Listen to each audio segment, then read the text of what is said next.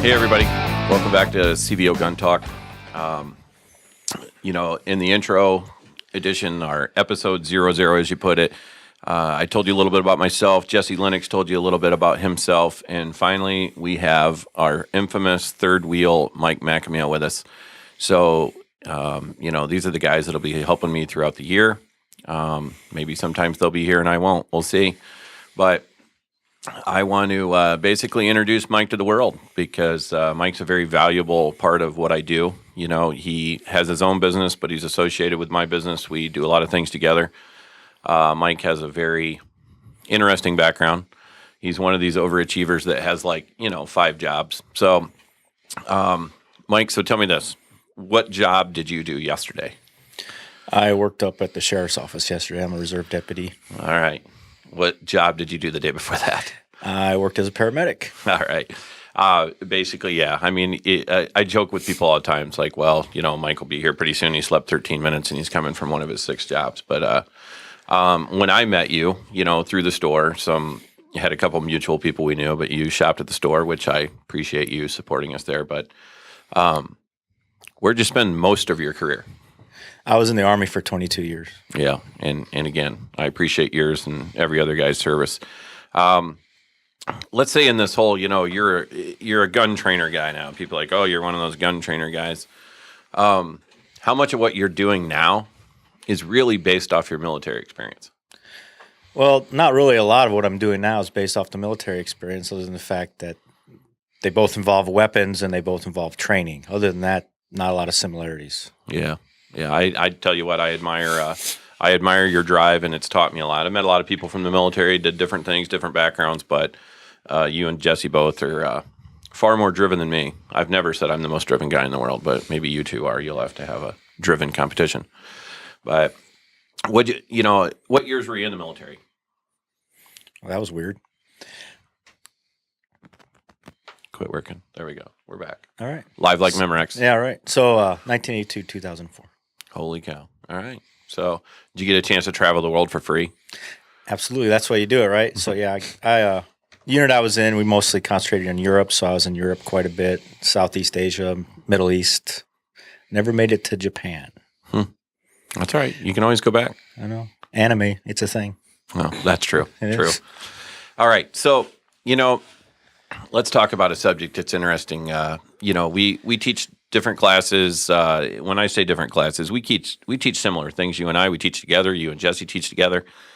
One of the common things we see is people saying, hey, what kind of real world experience do you have? What do you used to do? What do you do?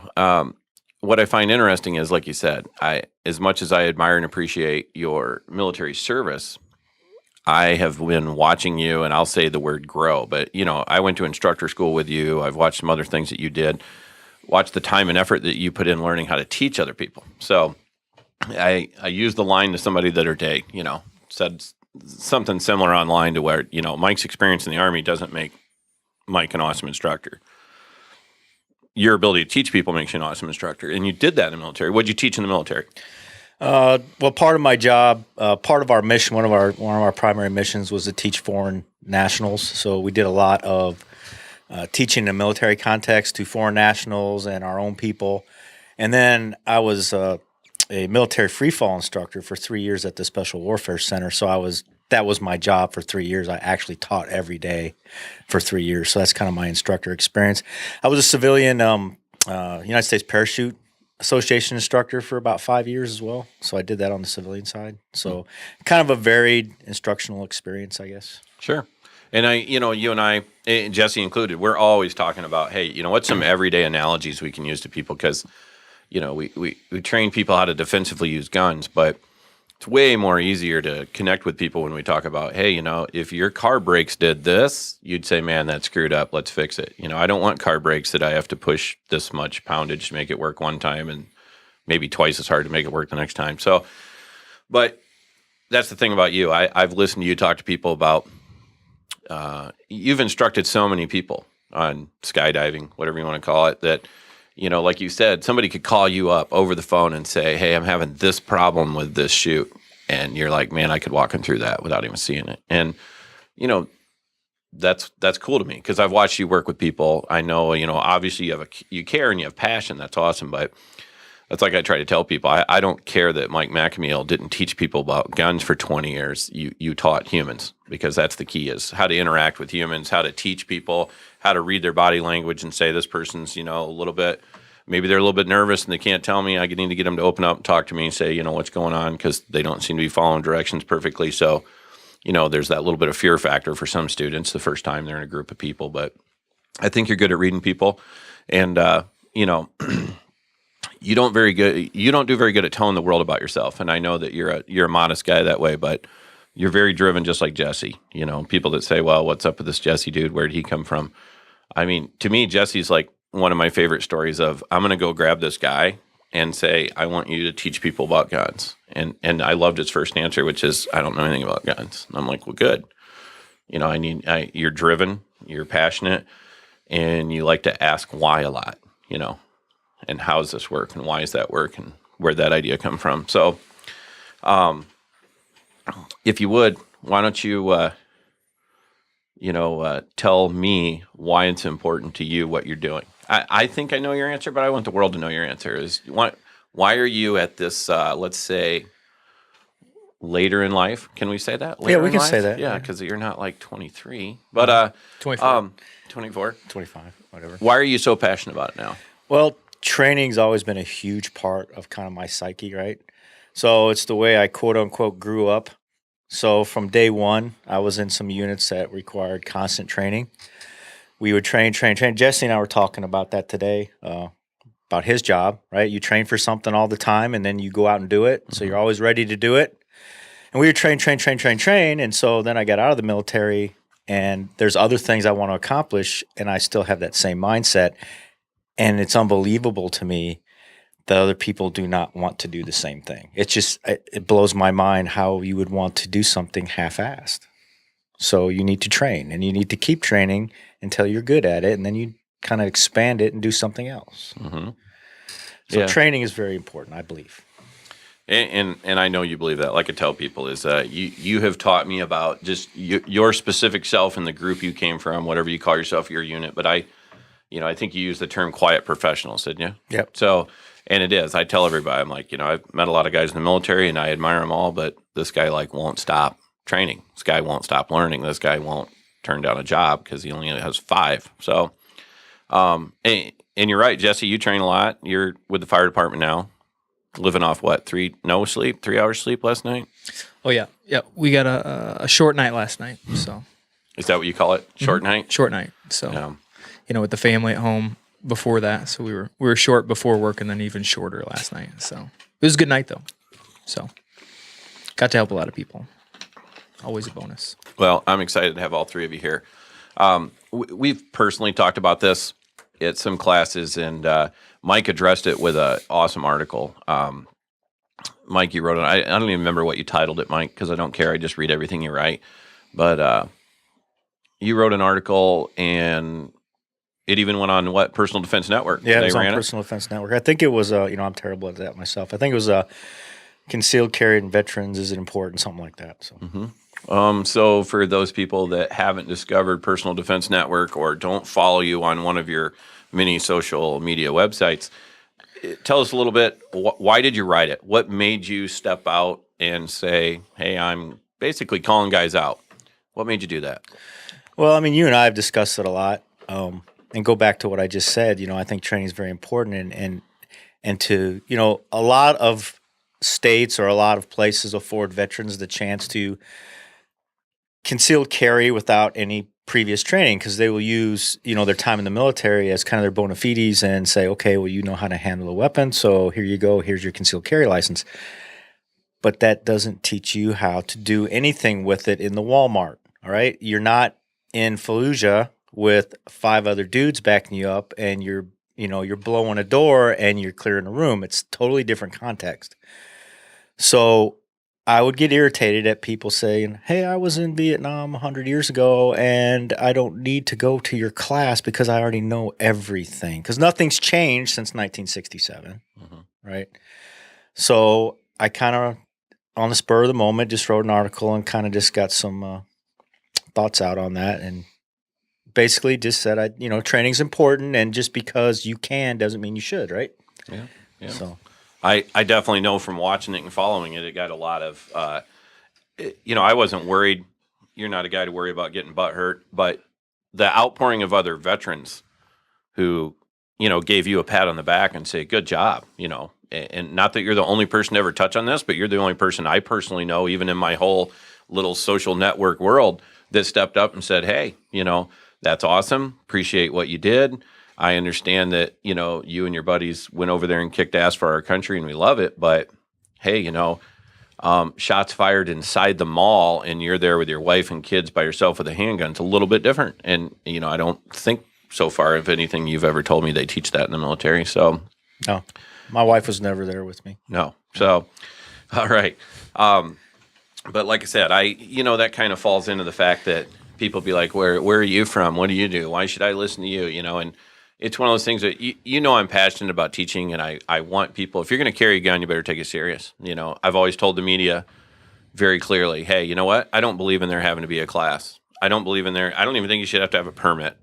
But what I do believe in is if you're going to carry a gun, you better know everything about how to use it. And when I say how to use it, not just, hey, look, it has buttons and levers and switches and I can shoot it straight, but, let's do some training on how not to use the gun. Let's do some training on, what are the ramifications shooting somebody even when you legally can. And, that's where a lot of people, I don't know, they're just way outside their comfort zone. And maybe I was there 15 years ago. I wasn't there 10 years ago. I was, smart enough to go to Masayub in 2008, and that led me down the path of, hey, maybe I should put just as much training into how not to get in a gunfight, or just as much thought into, I don't need 2 more guns. I need to maybe go get a lawyer and look at some contingency plans for having to move my family out of my house or relocate, or, this is how much money it could cost me if I end up having to use a gun. And that's all under as like legal, moral, ethical. It was all okay per se, never going to use the words good shoot, but have you been seeing that, we're going to say us teaching together is kind of a new thing. What, about last year or so? Yeah, it's been almost 2 years, I think. Okay. Yeah. So let's look at the fact that, has it surprised you at all, or do you see what I mean, where even though I feel, you don't have to come to us. Do I think we're great trainers? Yes. Do I like it to, I like the way you and Jesse teach people. I like what you teach. I believe in your methodologies. But training in general, people don't get enough. People are like, hey, I live over here. Where should I go? Well, I can find like good people for you in any corner of the state, or hey, get 8 or 10 friends together and we'll come over there and teach. But do you see the lack of training where, let alone people don't get enough gun training, but how hard is it to get them to go to a class where they're like, well, what do we do? How many rounds you shoot? You don't shoot any rounds in this class. It's about this or this, or does that amaze you at all? I don't know if amaze is a good word, but it is kind of interesting, I guess. But I think it goes back to the instant gratification thing. Mm-hmm. You don't get to hear the gun go bang, so it must not be valuable training, even though we know it is very valuable training. Mm-hmm. Mindset is the number one reason that we're going to do what we're going to do. I mean, last night in class, we had a lady that maybe didn't have her mindset figured out. And that's something she's going to have to work on. But that's very, very important. If you don't have the proper mindset, you're not going to accomplish your goal. Right? So you got to sort that out first. Mm-hmm. And classes that will help you kind of form that mindset are very important. Yeah. No, and you brought that up. We had, 18, 19 people in class last night. And I think you remember me telling her, because every once in a while that happens. I'll say, hey, you right there. Could you pull out a gun, shoot somebody 5 times, right in the chest because you're rolling around on the ground with them? And when she said, I don't know if I'm ready to do that yet, that's good. Mm-hmm. I mean, I'm okay with a guy that says, yeah, I can do that. I answer to my wife and children. I have to go home and, I think my life's worth it and I could do that if I had to. And that's cool. That's a good answer too. But I'm never going to, nor did anyone in class ever going to make fun of somebody that says, wow, I really don't know. I don't know. I got to think about it.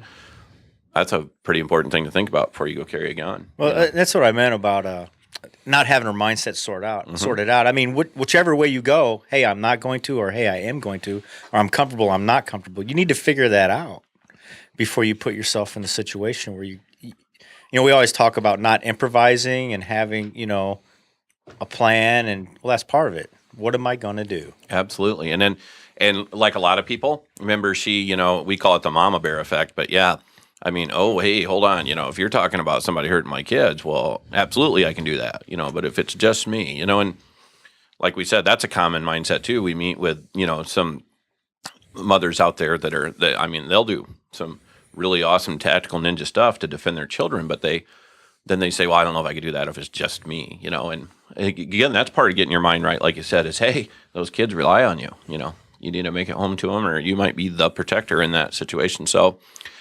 but I'm always okay when people are like, I'm really unsure of this. I've been thinking about this a lot. A couple people in class they asked last night, hey, how long are these certificates good for? Because I'm not sure. I want to go get my permit yet. Totally cool. To me, I admire people that are putting that much thought into it. A lot of bravado out there in the gun world, isn't there? It's true. Yeah, very true. A lot of bravado.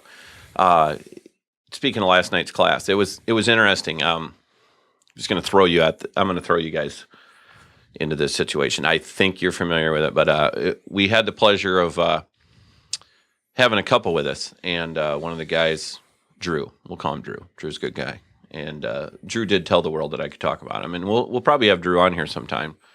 But you remember, what are we up to? 2 weeks ago, you remember there was a shooting on a Saturday night. It was in the dark, some people fighting in the streets, and whether you caught a glimpse of it or not, the video is up on the internet for a little while, and it's still out there. If you want to find it, you can find it. I'm not going to tell you where. It doesn't matter. The point being is, basically there was an altercation going on, and so this guy gets his phone out, and he starts recording it from his porch. He's a gun owner, and he's an untrained gun owner. Self-proclaimed, no training, but what's he has common sense. He's like, hey, you know what? My wife and kid were inside. I'm going to stay right here on my porch. I had my gun on me, but I'm just going to sit here and film this and see what's going on. And like he said, he couldn't even see clearly what was going on. There was lots of yelling. There was obviously people getting emotional, elevated emotions, and you hear the voices get louder and louder. And sure enough, hindsight, we all end up now knowing it was a brawl between lots of people, several people, different age groups. But he ends up recording what's now a murder, and here he's got the footage of it. And he turned that over to the police. You tell yourself, okay, here's a guy with no training, and all he has is common sense, and he's a good citizen and does exactly what I think most every instructor that I ever have met in my life that I value would say to do, which is keep yourself safe. Keep your family safe. Stay inside your house. And if you can be a great witness, great. And if you can help the police, do it. And sure enough, when the police, showed up to that scene and it turned into quite a big crime scene, and he turned his phone over to him and they used their little magic tool to suck the video out of it. I mean, that's like a perfect citizen in my mind. And so crazy enough, I mean, it only took hours before, okay, that ended up hitting the news media. And then it was on Live Leak, and now it's on Facebook. And in chimes the gun world. And when I say the gun world, in chimes people that I know them from following my page or other pages, real people from this area that start riding his ass. Hey, when are you guys going to, have the balls to put the camera down and go out there and do something and stop that? Or, if we had less people that stand around recording and get involved, it would be better. And I was just like, wow, you're going to run into a dark fight where you don't know what's going on that ended up being a gunfight, so to speak, one way. And you actually have people that call themselves, part of the gun crowd, bitching at this guy for not doing something about it. And I was just like, wow. It doesn't really shock me, no. But when people start running their mouth on the internet saying you should have done this, should have done that, you know where this lecture's going to where, God forbid those so-called people with experience giving other people advice, think about what they're putting out there forever. You're telling the world you would have went and gotten involved in that. You might be involved in the most legitimate self-defense shooting ever a month from now, but they're going to go back and say, well, over here on Facebook, you're telling people they should run into the dark and, start shooting people to save lives. And it was interesting to see what happened to him on the social media world. There was more people saying, good job, hey, way to go, smart. So don't get me wrong, there's support out there. But the gun world in itself can be funny. Training industry, no different, but the gun world of, and I say this from the point of view, I own a gun store, and you hear me say this all the time, is there's a strange line between being a gun store owner and being an instructor. Because if you come into my gun store and you want to buy something, I'll sell it to you. But if you ask me opinion on it, I'm going to give you an honest opinion. And people get butthurt about that. That's fine. And as an instructor, if your gun isn't working correctly, because I think you bought the wrong gun and you bought the gun exactly what you wanted that I told you I wouldn't, there's no rewards for that. I'm like, hey, sorry you bought the wrong gun, but you got to work with what you own. But you were at the last class? Both of you were at the last class. We taught the last class. Yeah, you taught the last class. Yeah. See, I'm here. Welcome. Yep. But again, we don't have to name names, and I don't even care about the makes and models of guns other than, double action, single action, lots of bells and whistles and switches. And how'd that work out? You guys saw it, and like I told you is, hey, they even said in the class afterwards is, well, yeah, you thought I should have this gun, but I wanted this gun, and yeah, it didn't work out so well. And I'm like, yeah. Learning experience. So I get to see this thing from two sides, and sometimes it's frustrating because I'm trying to give people a shortcut to say, hey, you're really truly interested in defensive use of a gun. Why don't you buy X, Y, or Z because they're simple, reliable, and they work, and they're like, nope, I want this. I saw it in this show, or my friend says this, or as you remember the one lady on the end of the line that had the super lightweight double action, single action 38 special revolver. It's like, that can be not a fun gun to shoot when you're 200 rounds in, or I don't even think we didn't make it anywhere near 200 She didn't rounds get in. 25 rounds. Yeah, I mean, it's just... And she was 120 pounds. Yeah, great, reliable firearm, but take a beating, especially on a rainy 50-degree day or whatever, and, that's frustrating. And when I really try to help people, once they've asked my opinion, hey, what would you do? When I'm really trying to get you to lean toward having this tool or that tool to save your life, and then they don't listen to that advice, it's frustrating. But I'm going to do a better job of this year of just selling people what they want, But if you ask me, I'm going to say, hey, carry this or carry that or try one of the, 10 guns that Mike and Jesse will let you use. But that's one of the things I try to tell people. You want to come to training? I'll loan you a gun. Buy your own ammo, I'll loan you a gun, because people have this mindset of, I got to race out and buy a gun so I can go to this class. And I'm like, whoa, you can borrow one of ours.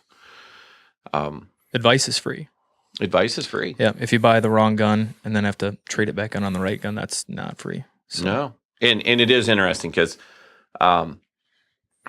people that claim to know everything about the gun world, then they'll know I'm right. Is, people buy motorcycles, trade them in, buy another one. Like, hey, I only had to pay $4,000 difference, and I finally got the one I wanted, whatever. But, you buy a $500 gun, and it's not the right gun, and you find out there's probably maybe a better tool for the job, and you should come trade in your $500 gun and buy a different gun, and now you're going to get $350 for it. People are like, oh my God, I don't want to lose money, this and that. And it's like, it's a defensive tool that you've decided there's a better option that works better for you, but you're sad you lost $150.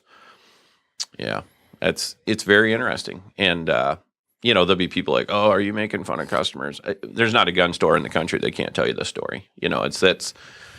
It's weird what people will spend their money on. And again, just like whether you go, whether people come to see us, train with you guys, whatever, it's that mindset of I can buy one more gun with that much money, or I can buy another gun with this much money. I don't need training. I'm going to have 5 more guns. Well, it doesn't do me any good to own 100 cars if I never went and learned how to drive in busy traffic, or, I don't care how many cars you own. Doesn't make you a great driver. I don't care how many guns you own. Doesn't make you awesome at knowing how to use one. And definitely doesn't make you qualified to give people advice on what'll work with them. So student-wise, I was thinking about that this morning is, people always question your background, and that's cool. I'm like, hey, I'm just this guy that's done this, this, and this. And especially when it comes to guns, it's like, hey, I'm just a guy that sold 41,000 guns. So yeah, I know a little bit about what worked and what didn't work for people, especially if they were 5 foot tall or 7 foot tall, little hands, big hands, things like that. But what I find interesting is, and we've had private talks, so to speak, or it doesn't have to be private on here, is, people are like, who the hell's Jesse? Why is he teaching? Or what's up with this Mike McAmule guy? What's funny is, I have friends and other people and haters and all that. I've been to this class, that class. I've done 50 classes. That's awesome. How many students have you had at this point? What do you think? I don't know. I mean, we hundreds probably at this point, haven't we? Yeah, absolutely. Yeah, if you between the two of you and adding up last year, you've had hundreds of students. So what's funny to me is, hey, Mr. X over here, you own 100 firearms. That's awesome. And you think you know lots about guns. That's awesome, and that's cool. But have you taught 100 or 200 people how to use guns? And when I say that, look at the experiences you guys learned. Jesse's the very first one to say, we taught a lot of classes before you even had to say, hey, this guy's got this gun down here that's way different, and that particular gun, remember the Walther PK380, Yep. Is it reliable? Yes. Is it accurate? Yes. Does it work? Yes. So I'm not saying anything negative about it, but when people start doing defensive training, wow, you better hang on, It's all about the context. Oh man. Between the reverse safety and the decocker doesn't actually make the hammer move, so you have to pull the trigger on the gun. It's just, hey, if you want to own one of those to say, look, I have one, great, but not a defensive gun I would choose. And several people have them, customers have them, but it's also people you never see training, because it took that lady that owned that gun about 5-10 minutes, if you remember that class, to where she's like, I need something that I don't have to do so much stuff to make it run. And again, that's where people can say, oh, you're opinionated. I am opinionated because I sell people tools to deal with life and death shit. So I'm not going to lie about it. I love people that are educated and opinionated. It seems like there is a plethora of people that are with the least amount of education when it comes to firearms training. It seems they're the most opinionated. So just because you're well educated about what the pound trigger pull is on this specific gun doesn't mean you're educated on training or educated on the why behind why we're training this specific way. So that's something that gets me spun up more than anything. It's not about what color the gun is or how shiny it is or all the pieces inside. It's the reliability of it. Is it going to go bang when you want it to go bang? No, and that's a great point. And look at one of the people we had in the last class. Your gun is a super awesome, accurate, reliable target gun on a target range. But as soon as you start doing a little training in contact, as soon as they're drawing it, moving, doing some other things, that gun became a jam-o-matic. And yeah, it's 50 degrees, and now she has gloves on. It changes everything. And that's the benefit of training. Like we tell people, is that this is the time to find out what doesn't work. Why we're facing paper bag guys, totally safe on a gun range. That's when I would want to know my tools don't work too. I'd hate to find it out, 3:00 in the morning in the Lindale Mall parking lot. That's not when I want to find out my gun doesn't work for me with gloves. So that's why I like our methodology, right? That's what's drawn me to this combat focused shooting methodology and the whole thing that we do. You just went right out there and said it. I did. Was I not supposed to say that? It's okay. It sounds I like good, it. though. I like it. It sounds good the way you say it. But no, I love it. Talk away, because I want to hear how. Well, what I was going to say is this is what drew me to that. What made me want to get involved with it is the whole realistic piece. Within 5 minutes of anybody coming to any one of our courses where live fire is involved, if they bring an inappropriate firearm, they figure it out real quick that it's not going to work in a realistic context. And it goes back to, I always make a joke that the unit I was in, way back in the 1990s, we used to do stuff as simple as take the pockets off our BDU shirts and sew them onto our shoulders. And we'd get in trouble for it because it's unauthorized and blah, blah, blah. So we wouldn't wear them around garrison, and then we'd go to the field and we'd put on our shirts with pockets on the sleeves. And why did we do that? Because you can't get in your pockets with body armor on. Because we wore body armor all the time. And we trained with body armor because we're going to have to wear body armor. Mm-hmm. And then all of a sudden the war on terror starts. Everybody's wearing body armor, and they figured it out, and bam, big army figures out they need to put pockets on the sleeves. I was like, how'd that happen? So that's what I'm talking about. You train realistically. Are you telling me you invented the idea of having pockets on the sleeves? Because that rocks. I'm telling you that, Velcro's a thing, right? Okay. So what I'm saying is once you train realistically, you suddenly find out that all these preconceived notions and all the things you hope would work don't work, and you have to kind of vet them through a realistic process. Sure. And that's what I like about the way we teach, because people will call out bullshit if it's bullshit. And I'm like, that's not going to work. Oh, yeah, it will. Well, then go do it and show me it works. Mm-hmm. And then if it does, then great. If it doesn't, then we don't do that. Mm-hmm. So Yeah, How we else- haven't. Go ahead. Yeah. How else do you back up if somebody calls bullshit on you? I mean, how do you go to your why? Or, Well, you got to have the evidence, right? You got to have some sort of, like to use the word empirical. So, some sort of factual basis. It's not just our opinion. I mean, it can be our opinion. It happens to be my opinion because I believe my opinion's correct, just like everybody else does. But we have to back it up. And if we don't back it up, then we have to evolve our opinion and change our opinion, and maybe it goes to something else. Are you willing to evolve? I already have. I mean, over Yeah. the last Yeah. 10 years, I've probably changed my thought process quite a bit. Yeah, you guys have both. You took a couple classes with Rob, whatever. Yeah. But I'm all about the fact that people are like, who are you? Where are you from? That's cool. I'm absolutely cool with that. It's okay to vet your instructors as you should vet your instructors. And, I like it when, people get given advice from world-class instructors like Rob saying, hey, why don't you go ask your instructor what's something you used to do 10 years ago or 3 years ago you don't do now. And that is a huge clue. If they say nothing, it's still the same, well, that's probably an issue. So it is funny because, as you said, Jesse, I'm known for. When I say I'm known, it's fun to read the articles about how I'm arrogant or I'm this or I'm that. When maybe I'm so arrogant I don't realize that I'm crazy when I say I'm not arrogant. Who knows? But You're so arrogant you don't know you're arrogant. there you go. That's really arrogant. It's super. So next level arrogance. yeah, it is. Yeah, that's level 3 shit Elitist. right there. So, but it is interesting because I have knowledge from selling people firearms, and I run a store that if I sell you a gun it doesn't work, you can come back and get your money back. So guess what? I'm going to be very picky about the kind of guns I sell because I don't want to have to give people their money back all the time. I want them to have a reliable firearm. Absolutely. That's the first goal. So, but you run into things where there's guns that are famous name brand wise that I have no faith in based off real life experience and having to send back, 35 of them. Yep. No go. If I sell 100 guns and one isn't good, that already makes me worry. But if I sell 200 or 300 of something and 35 have to go back to the company, no, we're not going to sell those. So people take that passion for me wanting you to have a good tool and the knowledge that I claim to have by, being in the gun business since 1997. And, like I said, I always tell people is selling 40,000 guns, that's just at my store. I sold guns for 2 other stores before I opened my own store. So I could probably say I've sold a lot more than that. And that's not arrogance. That's saying, hey, if you're a car dealer that's sold 50,000 cars, then you've had a lot of people come back in and say, hey, you know what? This happens, or it has this shimmy, or what's up with this part? Or, hey, I own this guy, I owned this car 3 years before you told me there was a button right over here in the glove compartment, makes the trunk open. Why didn't you tell me that? So when that experience is with other things, motorcycles, cars, whatever, people are like, that's cool. That guy knows a lot about it. But, in the gun world, it's funny when I tell people, hey, I've sold this many guns. And what's more impressive is to the wide variety of people that is.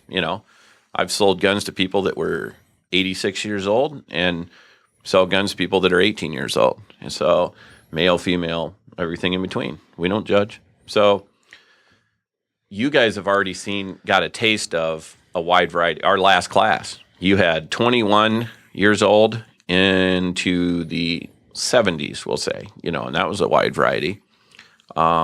Did everybody accomplish what we asked them to do? Some better than others, but they all accomplished it, as far as, understand safety issue wise. I wasn't worried about anything safety issue wise other than, a little bit of Band-Aids and bleeding and bloody gloves. Yeah, that you do guys some saw. minor surgery there. Minor surgery Mike over there. I was very impressed with him. He's like, man, I should just super glue that back together. But, like you said, training in context. What's interesting is saying, okay, let's take the 21-year-old and, all 10 people in class, 11 people, whatever it was, up to the 70-something-year-old and watch them go through the, like the scenario we do at the end. And like you always make clear, this is a low-pressure scenario. But does it still give most people butterflies? Absolutely. Oh, yeah. And you had some people that were honest enough to say, I'm totally jacked up right now. Yep. And it's all because they didn't know what they were going to walk into. Even though, as you pointed out, they know that we're not going to hurt them. Nobody's jumping out of the trees and punching them. They're not really going to have to shoot any humans.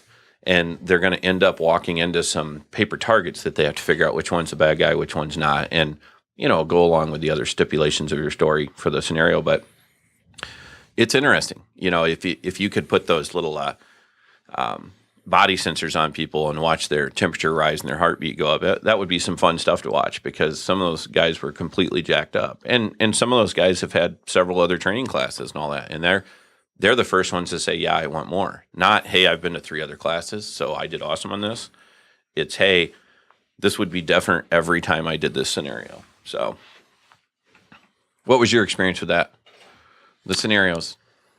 It's always surprising to me how even after, especially after the student is done with the scenario, so they've come down off the adrenaline and they explain to you how they felt all the different responses to stress that the body naturally has. Mm-hmm. And then we go through a descriptive scenario, but we're also very clear about your life is not in danger. You're on a square range. There's no possible way for you to get injured. So very low risk, very high benefit, but still they have all these things that happens during stress. And then to think their life was never truly on the line. They never truly felt like they were going to die. They never had. So I can't even imagine how much different or how much more elevated those responses would be if you truly thought you were going to die, or you truly thought you were being ambushed or attacked. How much more audio exclusion you would have, how much more your heart rate would go up, how much more you wouldn't be able to process all the things around you. Mm-hmm. So that's what's really neat to me.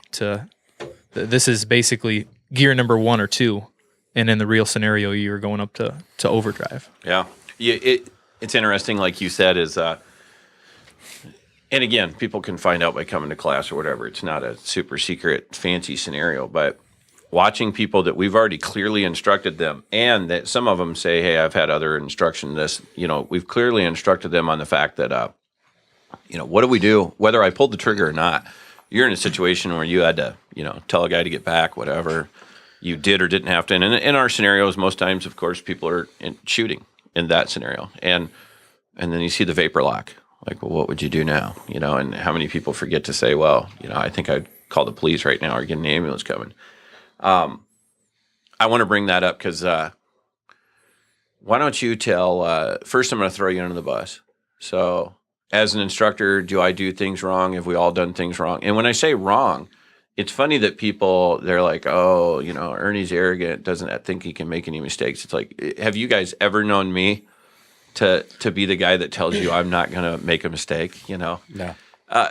But last summer, I want you to tell everybody your story last summer, because, every other Wednesday night you're teaching a class, and part of that class we're talking about interaction with the police, and we're talking about what happens after, the life goes bang, we'll call it, whether you had to pull the trigger or not.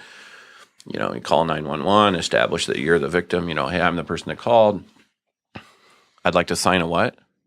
Complaint. Sign a complaint. What does that mean? Yeah, what does that mean? I want you to tell How is that spoken in cop terms? Yep. So after you've already had probably at that time, not just dozens, but 50 or 100 students under your belt, I want you to tell the world what happened to you last summer, and tell me where your vapor lock happened. Mm-hmm. So I had already taught a bunch of people the right thing to do. And I don't necessarily do the right thing at all in this whole scenario. This isn't a pat myself on the back scenario. Mm-hmm.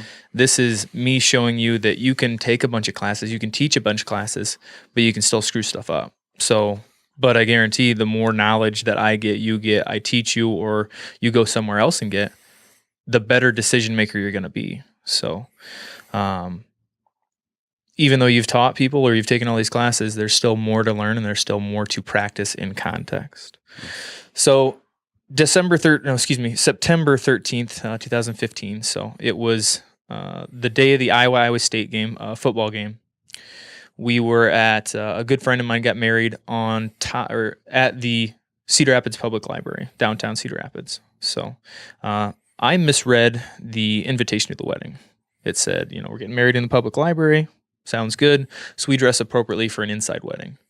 The wedding itself is inside the public library. Then the reception is on the roof of the library. September, a little chilly. So we're a little cold, especially after the sun went down. It's completely dark outside. Then we're a little chilly, so we left early. So we're walking out to, we drive a Jeep. So my wife and I were walking out to our Jeep. And that night, we left early, so I never had a beer, but I was mentally planning on having a beer. And my line that I draw in the sand is, if I'm going to have a beer, I'm not going to have my firearm with me. So it wasn't even a factor in the scenario. So we're walking out to the Jeep. I always park. I'm weird, so I always back into the parking spot. Mike McNeil teaches that. Yeah. Always be prepared. To me, it's a firefighter thing, I guess. I'm always ready. It is, right? Because you might have to pull out a minute's notice. Yep, exactly. Even at a wedding. Yeah. Right? Get away quick. So backed into a parking spot. We're walking towards the front of the Jeep, and I can see a bicycle placed between the passenger side of the Jeep and some other vehicle. The parking lot's packed. There's just a wedding. So that's abnormal, but I think don't even think twice about it. So wife and I are walking. We get to the front. I'm standing at the front passenger bumper. She has her hand on the passenger door handle. And we're literally just talking about who gets married on the Iowa State football game. It literally, the second half was during the wedding. Mm-hmm. So there was a lot of people that were totally uncool, man. Yeah, that's uncool. Slightly not paying attention to the wedding itself. So anyway, who does that? So that conversation is happening, normal conversation. And I push the unlock button on my key fob, and it unlocks the doors to our vehicle, and also it illuminates the inside of the vehicle. Mm-hmm. Illuminates the inside of the vehicle, and there's a gentleman sitting in the front passenger seat. Well, that's abnormal, because the last time I left the Jeep, there wasn't this guy. Factually, he's a black gentleman sitting in the front passenger seat. Last time I left it, there wasn't a black guy in the front passenger seat. Mm-hmm. So I was a little startled, and immediately I thought, it's not my Jeep. I must have screwed up, and somehow I got in front of the wrong Jeep. I walked out on the wrong spot. So. And got their keys somehow. Yeah. So I messed up this guy's day. I was ready to apologize. So Amy screams, run back behind me, and then I hit the unlock button again. I'm scanning to the left, scanning to the right. It illuminates the Jeep I'm standing in front of, which is my Jeep. Duh. Again, a human. Just because you're a teacher doesn't mean you're human. Yep. You got to process that information. Yeah. It's all about how the mind works. So now figured out it's my Jeep. All right, bud, what's going on? So he has a great story. Mm-hmm. So this is not this guy's first go around. So he says this is his cousin's Jeep. He was told to wait in here. His cousin drove it here, parked it here. He's supposed to wait here. He'll be back any minute. This is still within the realm of plausibility that this could be a misunderstanding. So I'm giving this guy the benefit of the doubt, even though he's inside my vehicle. Because he's in the wrong Jeep. Yeah. Like, okay, well, I'll tell you what, just hop out of the vehicle. We'll figure this out. This is the part where he's human. He makes a mistake. So what I didn't realize was he was going through my center console, and he had set the things he was going to take from the center console on his lap. And he got stressed when we approached the vehicle, and he forgot that he left it on his lap. So he opens the door, passenger door, swings his legs out, and all the contents of the center console spill on the ground. It's embarrassing that it took me this long to figure out that this guy was breaking into the Jeep. So it takes me this long to figure it out. So he does get out. He starts to walk towards us. I tell the wife, "Hey, call 911. We got something to figure out here." This guy is on board. He's like, "Yeah, call 911. Do that. Get the cops coming here, and you'll soon find out that this is not your Jeep."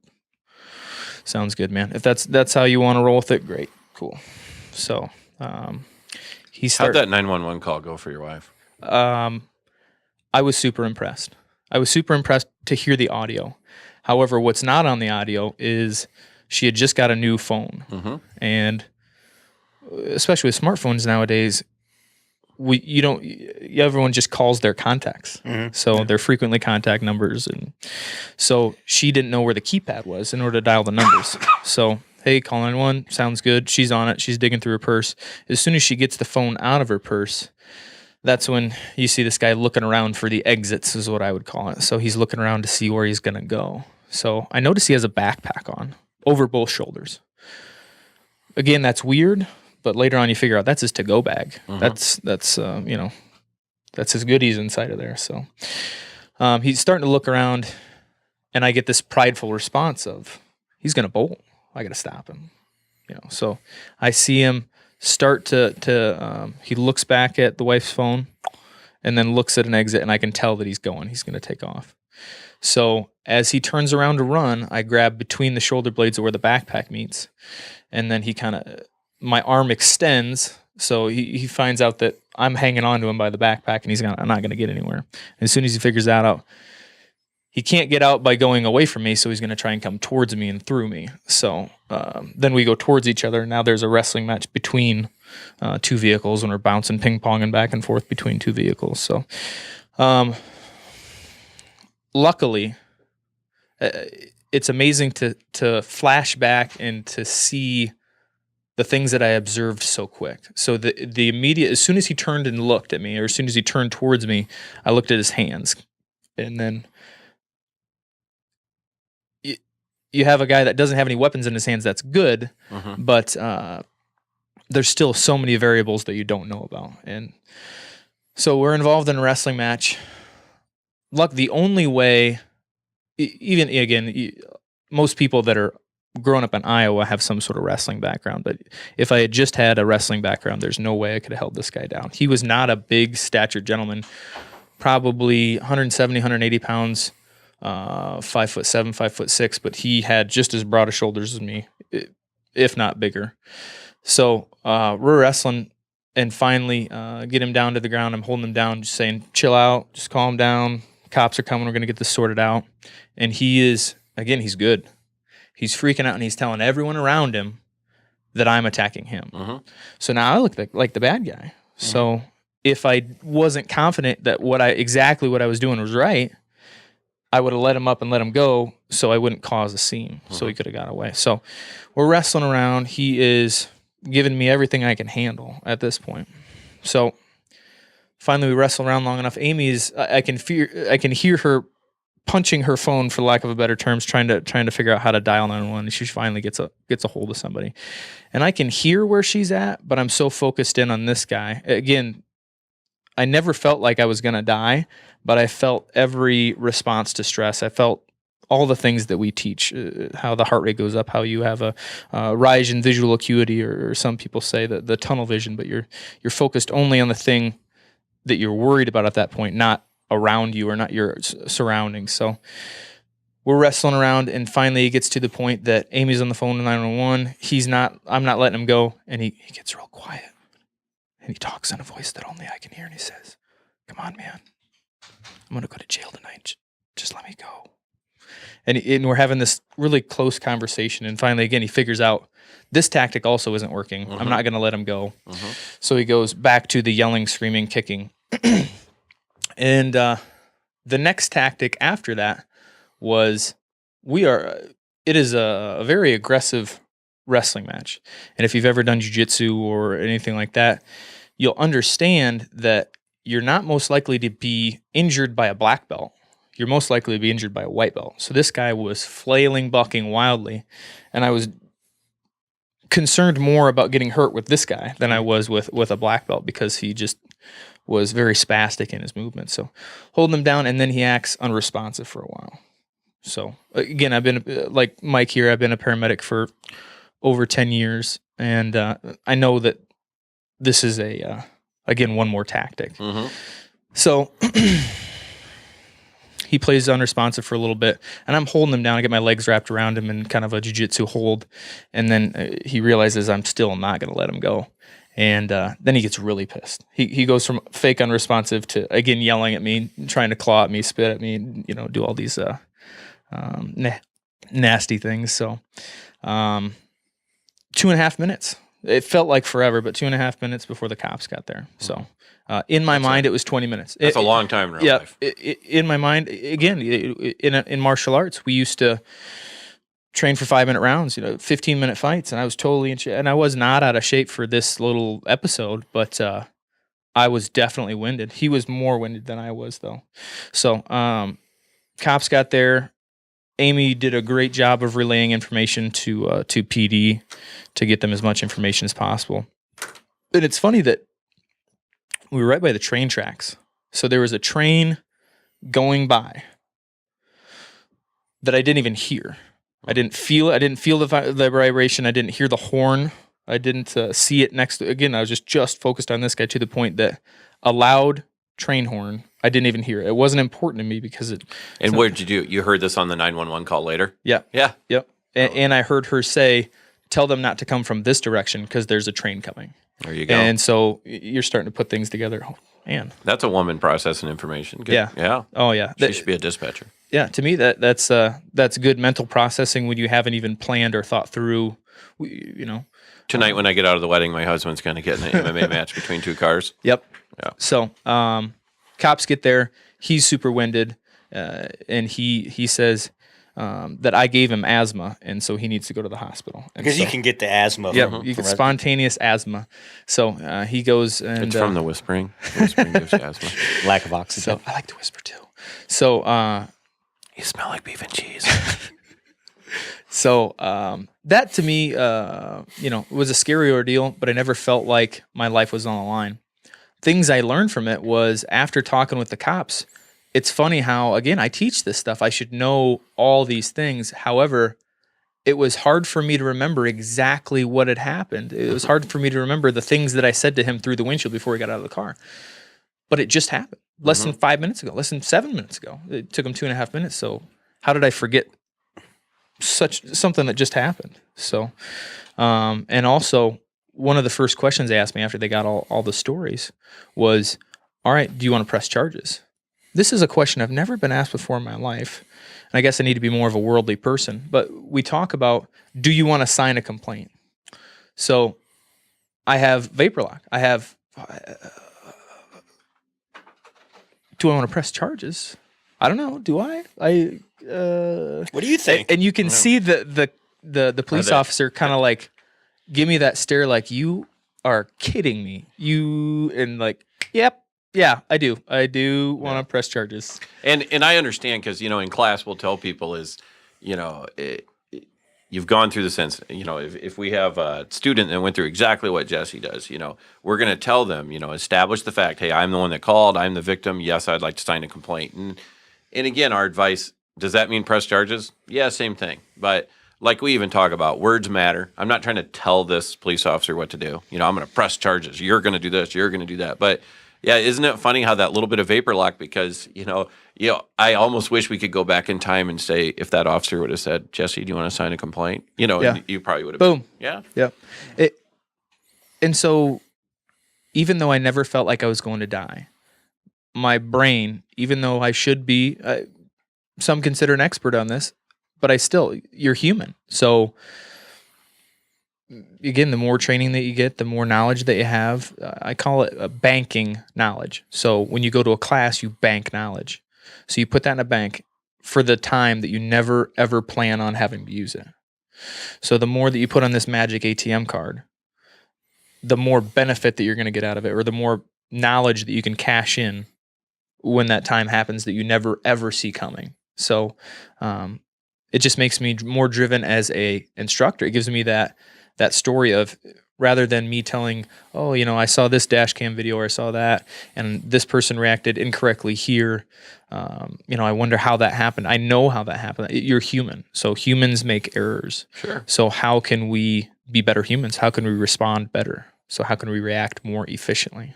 So you wanna get as much exposure to as much stimulus as possible and as many varied conditions as possible to where you have that appropriate response. As appropriate a response as you can get. I mean, you're not going to set up a scenario specifically, hey, I'm getting into an MMA match between my car and this other car, but maybe something similar, right? So that's where we train in the stuff that's plausible. Yep. And we start getting into that area. Sure. And, here's another thing. And again, maybe some people listen to our, episode 00 or whatever. But again, I just want to tell everybody, you fought professionally how long? 7 years. 7 years in mixed martial arts, and people around here know you. God forbid we end up in the middle of South Dakota. Somebody listening to this, they probably won't know who you are. But that's cool. It's very cool. I like to be under the radar. Personally. Welcome, Watertown, South Dakota. So, what I want to make clear to everybody is, again, I'm glad that you're proud of your fighting record, and people know the Ox and they know how awesome you were. But I mean, yeah, I look at you and like, even the people in law enforcement, because this is a small world, they're like, hey, did you hear what happened to Jesse? Hey, did you hear this? And like, they're all like, yeah, let's not go to the ground with Jesse Lennox. That's not going to turn out well. And I know, like you said, is you had the confidence of, I can probably handle this, but your body doesn't listen to your mind, from the point of view. And obviously we know your body does react to your amygdala. But what I'm saying is you're in your head thinking, I got this, hey, if we're bouncing in between cars, that would suck for fat dude Ernie with no special fighting skills. I'm going to have to poke some eyes out or do some stuff. We could back all the way up when I went back and you originally told me about it. I know I interrupted you 50 times because I wanted to hear every little detail. When you're like, so my wife gets her phone out. And I'm like, hey, tell me how that went. How fun is it to try to dial 911 on your phone, your smartphone? Siri, send the cops. But you said I was pretty confident. And you and I both talked about, though, it's like, let's go back and what would we tell a student? Don't go hands-on with a guy that was stealing some trinkets out of your car. Yep. Because he might smash your... Jesse Lennox might have tripped, hit his head on the mirror of the car parked next to him, and he's paralyzed. And the frickin' ox with his whatever 16-2 and 50-1 or whatever awesome professional fighting record you have gets his frickin' neck broken, falling between two cars. And it could have happened. So I'm glad it turned out good for you. But, it's like we tell people, he as an instructor, and you admitted this to me, it's like, yeah, I could even go back and tell people, don't do that at all. Yep. What's the fastest thing, the best thing in the world that is my Jeep. It illuminated my vehicle. I know it's mine. Let's get away from it. But easier said than done. Everyone thinks about that plausible scenario, or the only way I'm going to ever have to use a gun is, I just had a buddy this weekend. I don't need to carry around in the chamber because the only way I'm going to use a gun is if I'm in the movie theater and I see somebody coming, or I'm a couple rows down at Walmart and I hear shots being fired. That's the only plausible way that it's going to happen for me. So everyone has their, so let's just go back to the foundation of what I just said. I disagree with them having those statements of seeing things coming. More than likely it's going to be that ambush. But let's go back to that is I didn't plan for a wrestling match. I didn't plan, I guess I planned for more than that as far as worst case scenario. I'm always thinking about worst case scenario, but I wasn't mentally prepped just to let him go. Again, avoidance, avoid that whole situation. He was stealing property, which if you know how frugal I am, I don't carry very valuable things. And so if you steal things that are very unvaluable, I should just let them go. Mm-hmm. So just let him go. That whole thing could have been avoided. How did he get into my Jeep? I still don't know. I must have, in the rush to get into the wedding, either pushed the key fob and it didn't lock because we were too far away. I still don't know. I don't think that he picked the lock and got inside, but somehow it was an error on my side. I'm sure that he got in there. So if you back up all the way, just lock your car. And then you're done. Next, move on to an easier victim like we talked about. In this case, it's a vehicle. So that guy was arrested.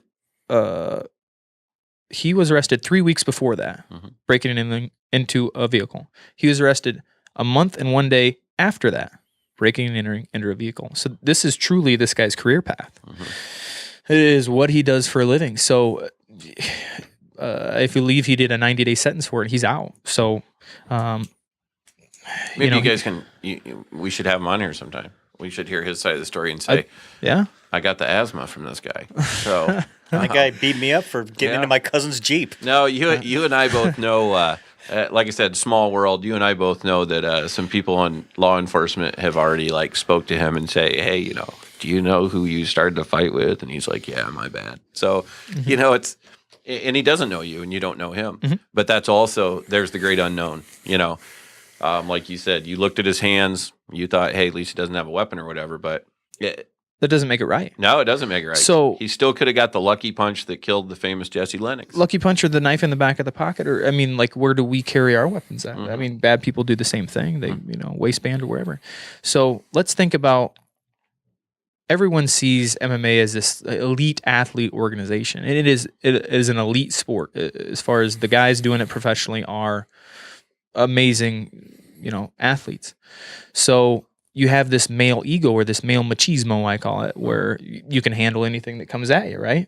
Well, it's still a sport. It's a sport, and what I was involved in was real life. There was no ref. There was no padded ring. There was no cage where I knew it started and ended. There was no doctor outside the ring. There's actually 2 doctors outside the ring in case both of you are injured to the point that you have to go to the hospital. You ever fought an MMA match with your wife inside the ring with you? No. And she's free game for the other guy? No. No. Yeah. No, and I love That's that. next level. I love that when you told me that one day. When we interacted, and I'm like, man, I'd like to get you on board, and it'd be cool if you'd learn this, and I'd really like to hear from you from your hands-on skills, and you're your fan. And you right away said, hey, you know what? I never feared for my life once in MMA because there's rules. Yep. And that is not even to mention there's rules. There's gloves. Everyone wears gloves. Everyone gets checked for how much Vaseline they have in their face so they don't cheat and have too much grease on them that you can't hold on to them. There's paramedics waiting. There's surgeons on standby for in case there's a head injury. I mean, there is so many ways that they are mitigating risk or lowering the risk to the fighters, but it's still not real life. It's still just a sport. It's still just a game. So it's a game to practice how to use those hands-on skills only if the other guy doesn't have a weapon. So I entered a sport of unknown. Yeah. That wasn't even a sport. I entered the real life of unknown. So that's not a sport you can ever train enough for. Yeah. Too many variables. So he gets out of his 90-day stint and he's back at it. Yeah. Yeah. He hasn't been arrested since he got let out of the 90-day stint. Oh, okay. Well, we're going to hope he finds a new career path. Yeah. More than likely, he just got better at what he was doing. Mm-hmm. Yeah, and could be. I told a story last night in class about a unfortunate situation when we tell people, try to prepare for the worst day. And I'm not being a drama queen. When we talk about, hey, we want you to train to use a firearm to try to survive an event that you didn't see coming. And once it started, you know the rules. Hey, it's surprising, it's chaotic, and, we're talking a lethal threat. And so I touched real briefly on the fact that, the night my father died. So, my father's been married 47 years to my loving mom. And so I get a phone call in the middle of the night. Oh my God, your father's dead. My mom's upset. And, we're talking within 60 to 90 seconds, I've got up out of bed. I've walked downstairs and, going to go out in the front porch and, September 20th, 2005, I was going to get some fresh air. I'm bawling, I'm upset and all that. And boom, there's the beginning of my incident with a guy who had to go to prison for 10 years, who was looking for the woman that he beat up that was hiding behind the tree in my front yard. And that's literally the second I opened my door, bawling, talking to my mom about my dead father, and trying to have compassion for she just lost her soulmate. And I have to open my front door to a dude coming to my house looking for his girlfriend that he thinks I'm hiding because he thought I was on the phone with the police because he just beat the crap out of her. And when people are like, what have you done? Nope, I've never killed anybody. It's awesome. Could I have killed him? Sure. Was it legal? Sure. Would he deserve it? Sure. He turned out to be a very, very, very bad man, but I didn't have to shoot him. Had a gun, had a flashlight, had to hang up on my mom. Went on long enough that I had to have my, and you heard me say the words last night, my wife wakes up out of bed because there's all this ruckus downstairs, and I throw her the phone. I said, call 911. My dad's dead. That's how your brain works. I'm still processing the fact that, holy cow, my dad just died, literally 3 minutes ago in southern Georgia. And now I'm pointing a gun at a dude in my front entryway of my house trying to have my wife run a 911 call, but I thought it was important to tell my wife that my dad died. So talk about confusing. Talk about, so she just starts calling 911 and I start screaming at her to tell them that we're scared. And I start giving them the descriptions of this guy. And, we're going to go round 2 now. He wants to come back into my house because he's absolutely convinced that this girl that he's chasing after is in my house. And that's where I tell people, hey, don't do what I do. When I got him to back down the steps, I probably should have just literally, here's what I tell people now. Hey, I have a 2-inch thick oak door made in 1927 with 3 locks. Should have just closed it. But, was I thinking the clearest? No, I'm still I'm riding the ultimate emotions. You want to talk about the emotional roller coaster. And so anyway, the cavalry did show up. He tried to make a run for it. He got to meet the police dog, I think, and a bunch of other nice officers. But just like, you say your guy, started to tell people last night, he went to prison for 10 years, got out recently. And when I say got out, comes out of prison, goes into Lynn County for a couple months before he enters back into the world, right? And yeah, I think he was in the real world about 3 days before he got involved in bath salts and did some crazy stuff. And now he'll probably go back to prison. But I tell people that's my real life example. I did not shoot some dude that was killing school children and I'm your hero. But that is as real as it gets for whoever thought I would open the door to get fresh air while I'm bawling like a baby as I should because I've lost my father and there's a dude coming into my house.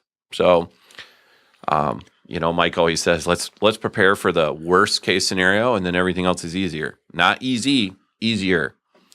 Trying to fight 20 ninjas with broadswords in the Walmart parking lot sucks by yourself, but if we could train for that, maybe we'll do better against the one guy in the library parking lot. Or don't grab his backpack at all. Yep. Backpacks are dangerous. Lock the car. Yes. I like to whisper too. Mm-hmm. Mike, everybody has dramatic stories, and you were Special Forces how many years? Say it. 14. 14. I love it. So Mike's my military dude that can call BS on people, and I like that he does that.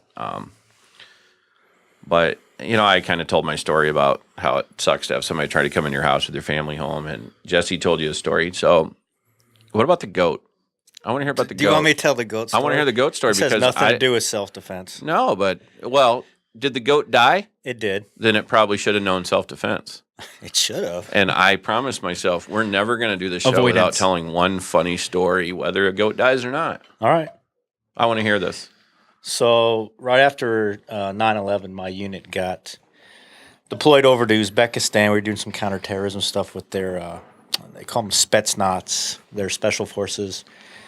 Bunch of patrolling, room clearing, humanitarian. One of the big things is we try to teach these other countries the way we do things to, respect people's rights and all that. So we're doing some of that. And some medical training. So one day, our medics, I was not a medic at the time. Actually, my special forces medics kind of inspired me to become a paramedic later. But I was always fascinated. Those guys are awesome. Special forces medics are like the best care providers ever. Anyway, so our medics were going to give us some medical training. We were going to do chest tubes and IV cut downs, which if you don't know what an IV cut down or a chest tube is, a chest tube is something that you insert between somebody's ribs to relieve pressure on their lungs if they're having problems breathing. And an IV cut down is something you may do in combat if they're so dehydrated or bleeding out so much that you can't actually insert an IV. And we didn't have IOs back then. There's a method where you can actually inject fluids through somebody's bone marrow. That wasn't a thing back then. So we would do IV cut downs where you would literally cut a vein open and insert a tube and tie it on there and give them fluids. So we're practicing these things on live goats. Well, recently deceased goats. Mm-hmm. They were alive, and then they sedated them and, killed them. And then while they were still more or less warm, we would do these chest tubes and IV cut downs things. So anyway, that's what we were doing. And there had been this one Uzbek soldier, his name is Misha, and Misha and I had this interesting relationship. I was in charge at the time, so I was the guy telling everybody what to do, more or less. And Misha was just some private in the Uzbek army. But he liked me. He just liked to mess with me. And he didn't know any English. And I spoke Russian, but not very well. So our conversation, can I swear here? Okay. Go for it. Because I'm about ready to. Do it. So our conversation would be like, he'd be like, hey, Mike. I'd be like, what, Misha? He'd be like, fuck you. And then he'd just laugh, right? That was his thing every day. Mm-hmm. And so that was our relationship. Anyway, so we're in this classroom. We had one goat left, and we had him tied. We were in this old schoolhouse, and we had the goats tied up in the hallway to these old-style radiators. And we're getting down to the end of the training, and I told Misha, I said, Misha, go get the goat and bring it in. The last goat, bring it in here. Well, kind of the implied task was to, kill the goat before you brought it in, and our medic was supposed to be out there to do that humanely and all that. That part didn't get really translated well, I guess. Mm-hmm. Because I'm in there talking to the guys, and next thing I know, I hear this goat going, like it's going nuts. Mm-hmm. And I go out in the hallway, and there's Misha with a hammer, beating the crap out of this goat right between the horns. Mm-hmm. The hardest part of a goat's head, and this goat's just got this look like, what's going on? It's got this wild-eyed goat look, and he looks at me with this look of terror because here's the goat or Misha? Well, the goat was in terror, but Misha also looked at me in terror because here's Mike, and I'm going to get in trouble. And he's just like, and he looks at me, and he starts hitting the goat harder. And the goat's like, ah, ah, and they're doing this. And it was just hilarious. I said, give me the hammer. And I took my knife out and I cut the goat's throat. And, we took it in and we did our thing. And I think we ate it for dinner later, actually. See, that's a good ending. I like that because that's recycle, reuse right there. Right, right. So we had some goat stew. But, yeah, that's the goat story. So... And there'll be people that are upset. Maybe if we, get some free publicity out of PETA hating us. Yeah, I'm not a PETA guy. I love animals. I love animals. I will go on record as saying I hate goats. Yeah, I do hate goats. I like roping them, but yeah. Hey, and if it shocks people that when I say we, you, as humans have to do things like, hey, we better practice on animals first, and there's people that hate that, but hopefully what you were doing over there helped somebody save a human life. And we were training realistically, right? Realistic and frequent training, right? Right, because you don't get to decide. And you never know when you're going to have to kill a goat with a hammer. You never know. No. Yeah. We're surrounded by them in Iowa. Jesse, you're thinking, I can ambush. Goats have evil eyes. They look at those. That's why they have those weird looking irises. It's just they're not circles. They're not. They're slanted. Yeah. I don't like goats. If they walk around on their back legs, they scare me. And that's the only time I'm afraid of them. All right. I'm impressed at that point. Yeah. We're now a circus goat. And so now we have a funny story with Mike. So that's good. We all have a dramatic story.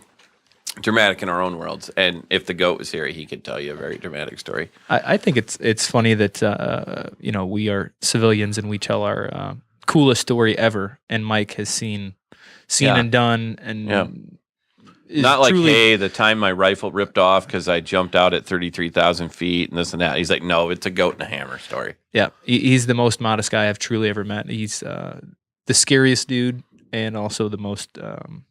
I'll give you that. I agree. Yeah. Like I said, I have told a couple close friends about Mike saying, you know what, was it your unit group or how widely known is this whole quiet professional thing? I don't know how that came. Well, I was in 10th Special Forces group, so... that's kind of our motto. It's the original group. It's been around since 1950s. So pretty well known. No, and like I said, I'm like, wow, this guy's the real thing. As in just you are modest, and it's frustrating for me because it's like, hey, I need Mike to tell certain people his background, basically. So it's like, oh, you think that all that matters is somebody's in the military and they've done this? Great, check his box over there. He did it. 22 years, 14 years.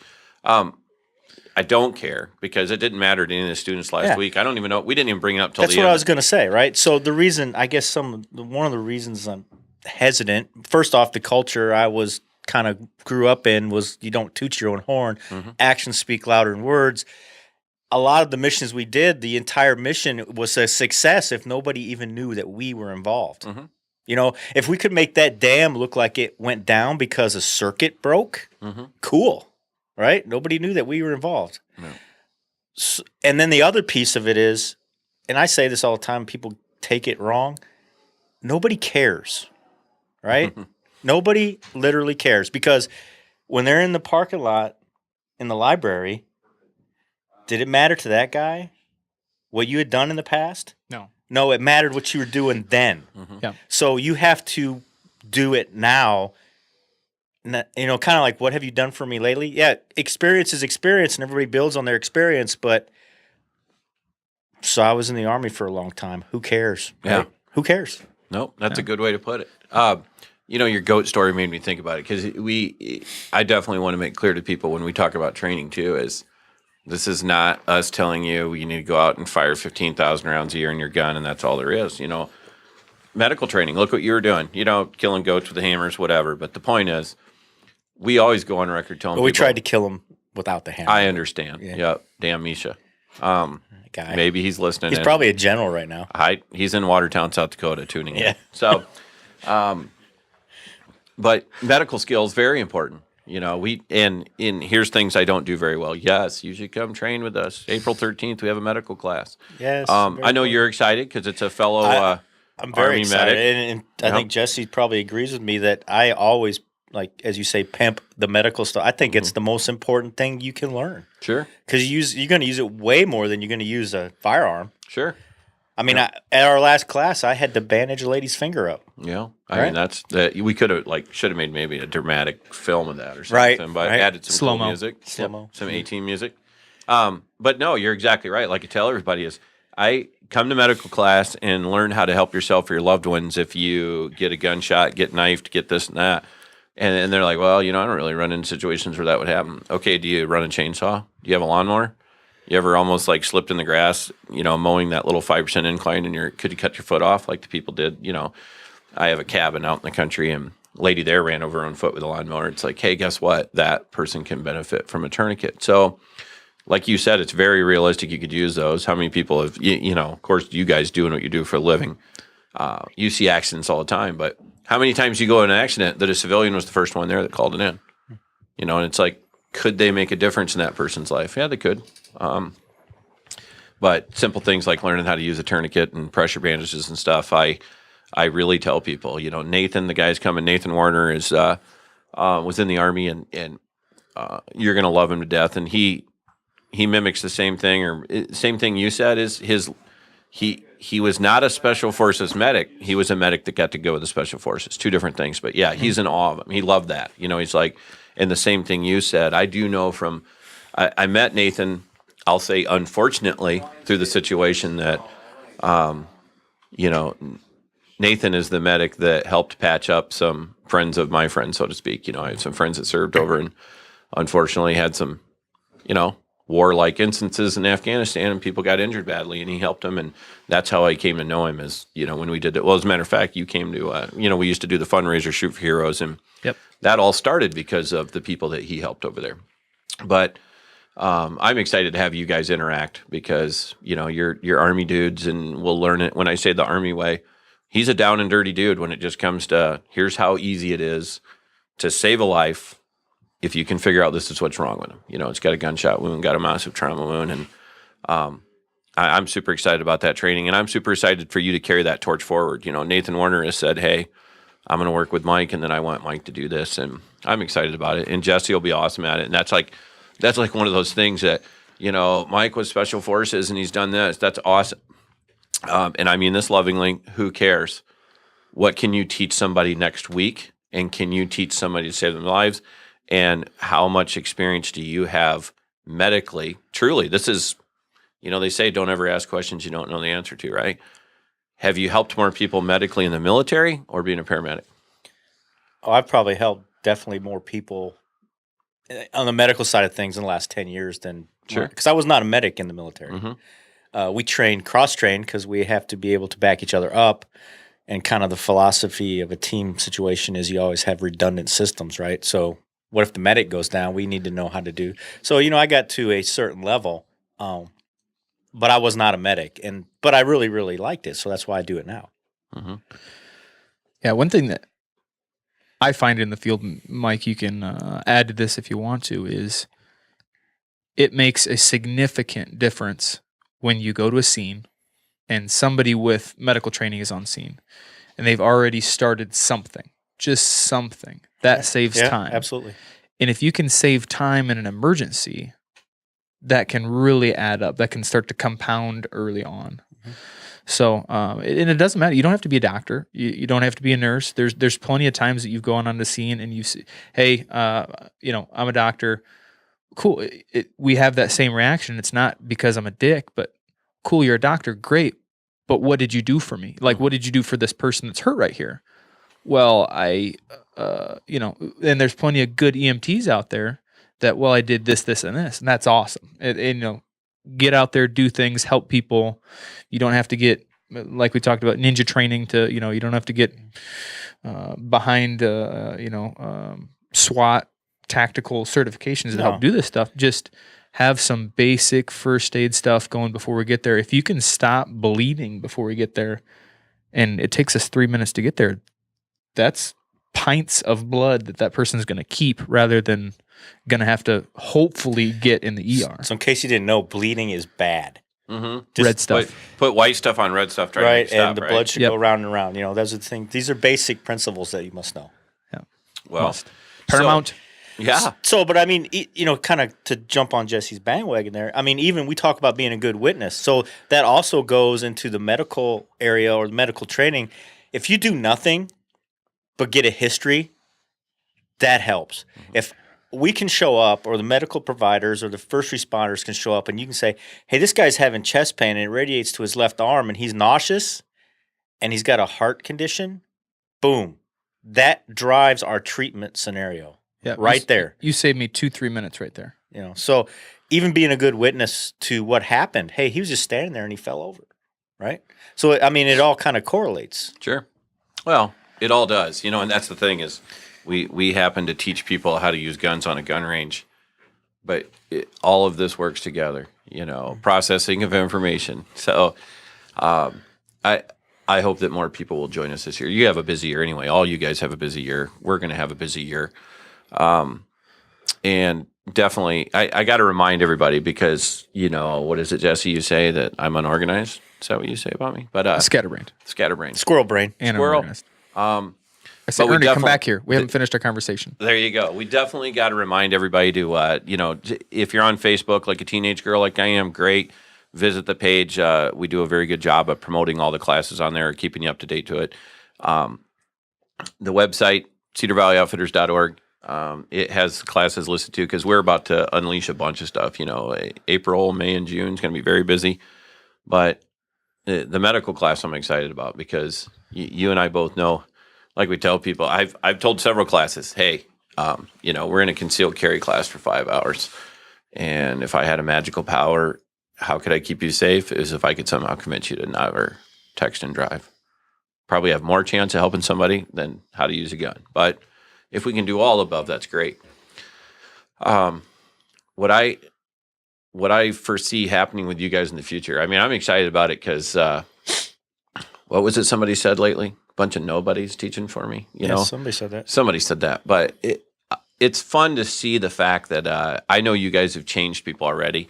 I get to get the feedback from the people that write emails or emails or call me up or send me a message that say, hey, this was awesome. Mike talked to me about this or Jesse talked about this. And you guys, of course, already have your own following that, you do private training with people. And, when you're seeing repeat customers on private training, of course, some of those people I'm talking about, I mean, they love you guys because they're soaking it up. And it's always fun to teach people that want to soak things up. I mean, there's a couple people, or one in particular I'm thinking of, and I won't say her name, but you know who I'm talking about.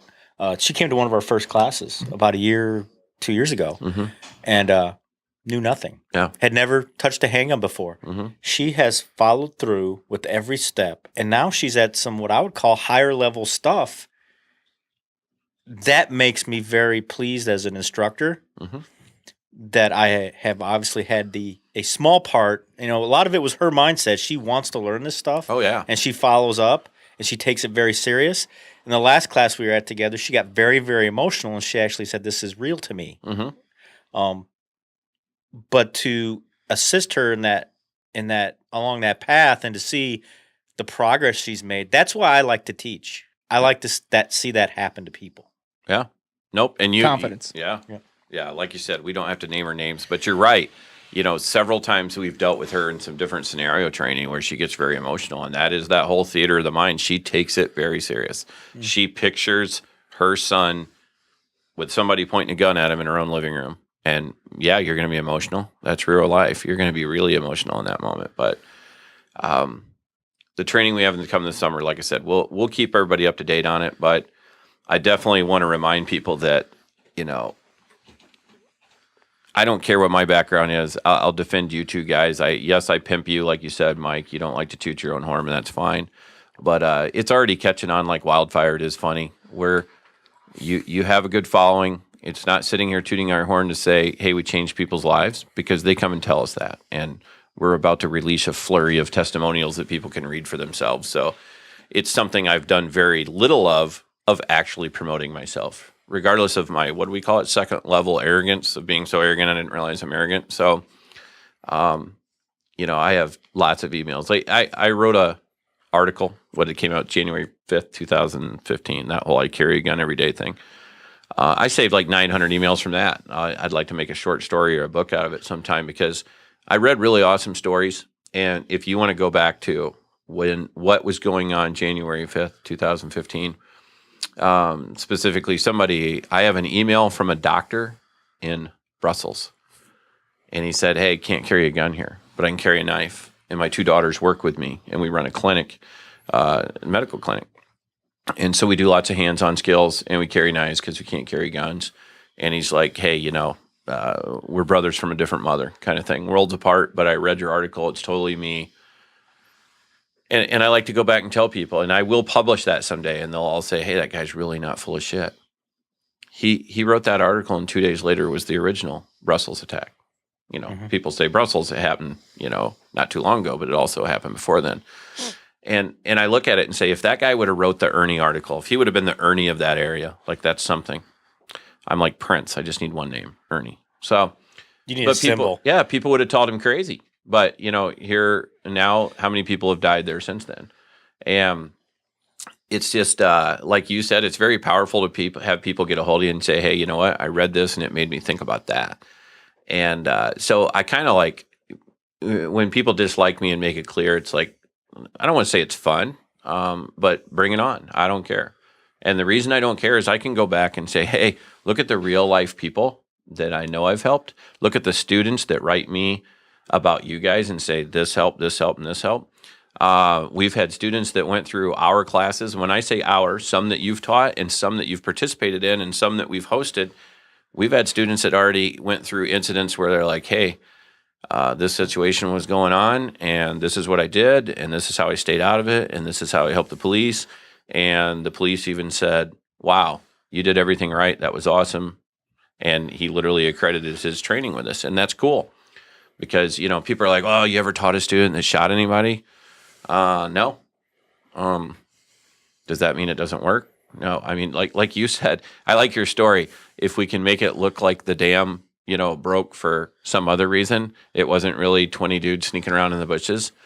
That's the whole idea. So if we have students that never, ever, ever get involved in a shooting, that would be awesome because who wants to wish that upon that? And right. You literally, that's the gun world. You'll be like, well, you taught like 1,000 people, so hasn't anybody shot anybody? I've been in business long enough that some of the people that have bought guns from me have killed themselves. So is that cool? No, because that's a real thing. People have issues. So death isn't cool no matter what. I want the good guys to live. It doesn't mean I want the bad guys to die. And people sometimes they get confused about that. We talk about there's a very small slice of the pie where sometimes you shoot a dude in the face or 10 times in the chest or whatever it takes to survive. That's a very, very small slice of the pie, but I don't wish death upon anybody, and definitely not involving our friends and students because you guys have already experienced the fact that when people, they're not just students. Do we hear from, maybe we only hear from some of them a couple times a year. Maybe we never hear from some of them ever again, but even your last class, the people that talked to you and interacted after class, who you're going to see again. The people that are like, hey, well, when are you doing this again? Or, you had two people, I think, directly ask you, do you think I should just take this class again? Mm-hmm. And that's them literally admitting like, you know what, I learned stuff, but I realized that there's a whole bunch of stuff that I could do better at. So I'm just going to take this over again before I move on. And I hate to say next level training, but as you said, master the fundamentals. And you don't come to a 4-hour class or an 8-hour class and master fundamentals, but you definitely left with a game plan on, hey, what can I do decent? What am I not good at? And what did Mike and Jesse tell me how to fix that? What am I not good at part? So piano lessons, right? It's what I tell everybody. It's like piano lessons. So it only does me any good if you go home and practice what I told you till we meet again. So, yeah. We have a phrase, through frequent and realistic training, one can use the power of recognition to respond more efficiently. So if you really break that down, that applies to everything in your life. It's not just a gun quote. It's not just a training with a gun quote. I thought about it the other day. We're finishing our basement. So I've taken 75 trips to Menards.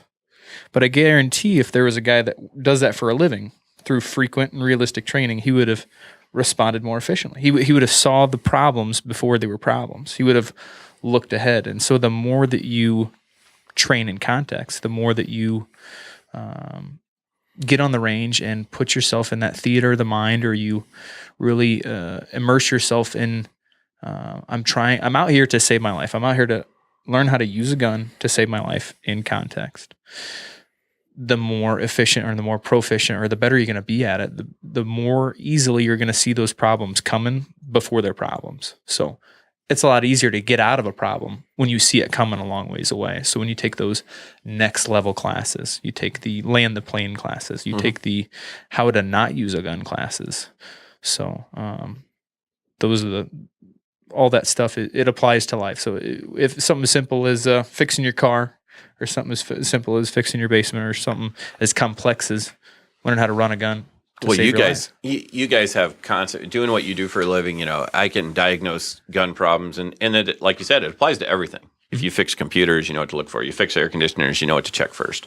You become efficient at it. And the medical world, though, you guys have it made. Again, this is me saying, I don't, with all due respect, I don't care what Mike did in the Special Forces 15 years ago versus Mike saved how many lives in the last year as a paramedic, or helped people through bad medical situations.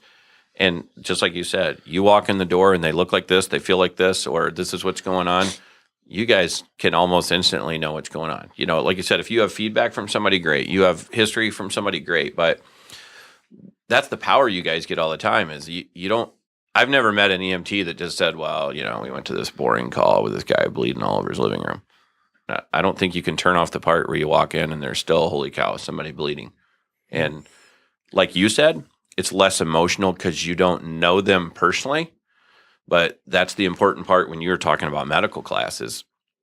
You know, how to stop bleeding on a human is factually very easy most of the time. How to stop bleeding on a human that's bawling and it's your son and they're flailing around and you just shot someone in the parking lot? Wow. Would that change things to where, you know, it's you guys have jobs that lead you to situations that most people would panic in. You know, I've had very little but some medical training, but you know, if I walked into my house and found a horrific wound on my wife, is it harder for me to fix than you guys? Probably. But when from the point of view of who it is, how much the perceived penalty for screwing this up. We talk about that on the gun range. It exists in the medical world too. If I don't solve this problem, I lose my wife. So the stakes go up. Anything else you guys want to touch on before we sign off? One of many. We're going to be back. We're going to do this lots. We'll keep annoying this guy over here that's going to help us out. But anything else you want to touch on? Anything you want to tell me you're coming up? I mean, like I said, I'm not good at promoting. You said land the plane. I love that class. You know, and I don't, as you guys well know, I host that. I don't even teach it. Probably could teach it, but very powerful class. And people, you saw the emotions in the last class of when you have to go through some scenarios and maybe you have to shoot somebody, not shoot somebody, and talk to a real dispatcher. There's people that get vapor lock, or you know, the interaction from the real cops that are there, you know, to make the scene safe, very valuable. You've both seen it. And one more thing. I have to, I don't know when the master producer here makes this hit the streets, but Mass Ayub, if you don't know who Mass Ayub is, you should go out and look him up. Mass Ayub will be here April 9th and 10th for his class. You still have time to get signed up. And maybe if we can pull that off, I'll get to squeeze in some good questions with him because I'll spend some time while he's here. He's a good guy, great friend, and very intelligent. And so I'll be looking forward to someday our fancy producer here will have him call in and be part of this and we get to be part of his. Talk to me, Jesse. What do you want to tell the world? So you threw Mike under the bus earlier. You threw me under the bus. I'm going to throw you under the bus for a little bit, Ernie. So the thing that drew me, there's a lot of different places you can buy guns here in town. So there's a lot of different places you can get training. But what really drew me to CVO and what drew me to Ernie was, Ernie, how much money do you make when I'm going to drop a bunch of names here. When you bring down Masada Ayub, how much money do you make? As a store? Yeah. We do very well. And when I say do very well, I'm super happy if we do a little better than don't lose money. Okay. So How much money do you make when you bring down Mollmeister? nothing when I brought him. How much money do you make when you have the women's self-defense classes? Well, So what? Yeah, I know. Yeah, throw me under the bus. Yep. What's your answer? $0. $0. But I get passion. Right. So Ernie brings in you're bringing in Pincus. You're doing this huge shooting event coming up in June, where you're bringing in people from all over the United States. National level instructors. Yeah. Look them up. Yeah. Yeah. If you truly think that Mike and I are nobodies, which that's your opinion, that's cool. I have no voice your opinion as much as you like. There is no way you can argue that these guys are nobodies. These guys are truly the top, most respected guys around the world. Ernie's bringing them in, and he's going to make $0. So Don't say 0. I'll make enough to buy some like Magners and some steaks. Pizza. Will there be pizza? Remember, Pincus doesn't like pizza unless it's thin and crispy and not from a gas station. I'm good with that. Okay. all right. But you're right. And that's a great point for you to bring up is very bad at self-promoting because that event in June, June 7th through June 12th, what an opportunity for people. And they go, you're Ernie from Cedar Valley Outfitters. Of course you're telling people that. No, dude, I'm telling you from the point of view that you can go stay in Searsboro, Iowa. You could go stay in Grinnell and have a $60 a night hotel, not have to travel out of Iowa, not have to travel all the way across the country, and go to some classes that lovingly, I mean, are only $250 or $300 a day with some super good instructors from around the country. Absolutely. So I know what you're doing there. Yeah. So what drew me to you was you said this quote to me. You said that if I can train as many people as I can and they can be in Hy-Vee when somebody's shooting and my wife's in there, then that gives a better probability for my wife at that time. It gives a better probability for my family. So I want to train as many people in my hometown as possible. So I'm paraphrasing, but that's how I remember the conversation. So You're right. If you can make your community a better place or a safer place just by, I know you're saying not $0, but you're pretty much doing this for free. This is We're gonna essentially work on it. We'll say for cost, right? We're going to work yeah. on that, though. I would like to make enough money to, maybe get you guys like some official hats or something. Will there be Bahamas involved? No? No. Damn it. No. the hat But you're might say right. Bahamas. You're right, and that's a good job throwing me under the bus. And that is a common thing I tell people is more than 5 students, maybe a couple hundred students will tell you they've heard me say, if everybody taught as good a class as I know we do, if every instructor did that in Iowa, awesome, because we'd have 45,000 people that had awesome, good training in context, makes them think about some deep philosophical things of, hey, how can we stay out of this? And God forbid there is a shooting in my hometown, Hy-Vee. You're exactly right. And you got that when you nailed it is, hey, guess what? My wife's not carrying a gun, and all this went down inside the store, and these 5 people dealt with it safely and efficiently. Whether someone else trained them or I did, I just want them to be trained, and I want my wife to come home safe. So, Yeah, that I was done at that point. I personally will never. There's other gun stores out there. There's other trainers out there. But to me, I want to support the people that are going to support the community. I want to support other good, productive members that want to make this a better place. This is my home. mm-hmm. I want to make my family better in Hy-Vee. I want to make my family safer in Hy-Vee. So, and it's funny when you talk about community because that is what it's all about. My kids goes to these schools. My kid spends time right here in this building. And then some people would say, "Well, your child is what do I want to say? Been given an easier life. Hey, you live in a house that costs more than $80,000, or you don't live in this neighborhood." This community is interesting, and the whole world's, this whole country is facing serious problems. But this community, we have a lot of people hurting each other in this community, and some of them are from out of town, some of them are from in town. People get all mad and say, "Why do you say this person's from there?" Because the news report said they moved here from there. So facts. But again, I don't care. When people get on there and say, "Thanks, Chicago, thanks this, that." I just told somebody the other day, I don't care where they're from. I care where they're at. So if they're in my town causing problems, people are getting hurt, Now, first of all, let's go talk about like what we do in a class, avoidance. So if I don't spend time or have my loved ones spend time in certain areas and especially at certain hours, that right there limits the risk. And then some people will come along and say, well, that was very judgmental of you. You know, why would you do that? Well, again, all the police reports are public information. You can go read them. You can come up with your own crime map. They even give you one for Cedar Rapids. You can look that up. So we're going to limit our exposure to that. But when you say this community, I want to tell you a personal story. So you guys being, well, paramedics, firefighters, everybody saw the news the other day about the big fancy house that burned down, right? So Yep. it's kind of interesting. Mount Vernon. Mount Vernon. There's two of them. Big now. house. And there was two of them. You're right. House burned down in Mount Vernon, house burned down in Solon. So unfortunately for me, that happened to be a very good friend of mine. And it's interesting because this very good friend, and you can go out and figure out who it is for whatever, it doesn't matter. We'll call him Mr. J. So he's been working since last fall. He initiated a think tank, and people in this area know what that means. So if you're listening from Watertown, South Dakota, Misha, you'll have to look it up locally on the news. So Jay has the think tank on what can we do about the violence in this town? What can we do to try to give the youth a better hope? So he brought me on board of the think tank, and I'm like the way odd man out. You know, I don't run Four Oaks. I don't run all this Second Foundation down here. I'm not the who's who. I'm in a room full of people that do a lot different stuff than I do. But Jay has me on board because he knows that I like logic and facts. And there's two prongs to this. I'm the guy. Here's Jay and I. We have an agreement. We're going to meet in the middle. You go try to find out that you've had this talk with me before. You better give kids hope in this world. They better be able to read by the time they get out of third grade.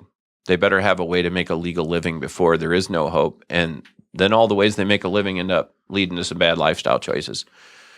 So Jay's driving for that. How can we change that? How can we take the 48% of people that are on assisted lunch program at Washington High School, public fact, and look at them and say, wow, why are so many of them involved in violence? There's such a correlation between poverty and violence. What can we do here?